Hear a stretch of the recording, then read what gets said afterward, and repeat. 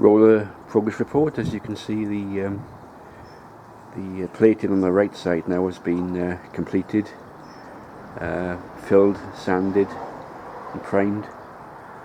I couldn't do much last week because I was working days, so it was just dribs and drabs. So what I did was sort out the front nose cone on the cover there. All those screws, these screws here, this 6 here, 8 there, were seized, and I had to use a impact driver to get them all out. They were extremely tight. On removal of the cover, I actually found the catches for the screw catches, which should have dropped off into the grease underneath. So what they've done is that they were riveted originally, but they've tack welded now, so they'll be a lot stronger, 2 rivets each. So all the dents were taken out, all the way over the side is just primed.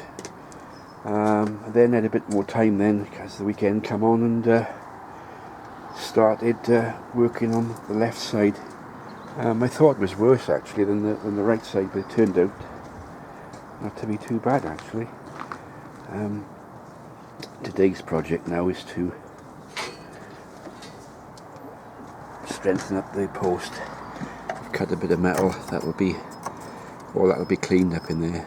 This will be slotted in, welded along the top, down the sides and recessed in, so the skin will actually come over all this.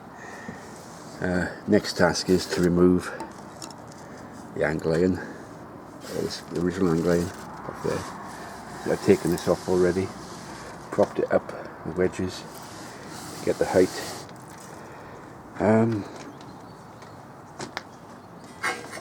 The bad bit I cut out, this is the bad bit of the angle iron, as you can see. It's pretty corroded, so that's removed. This is the new angle iron, which will be cut to length. The aluminium runner, same treatment as the other side. See the corrosion. The similar metals reacting with each other. I did think that I'd have to make up a new spacer, but actually this is not as bad as it first thought. So that's another clean-up job. So it's a nice sunny morning in September, so I shall plod on and progress this job this side.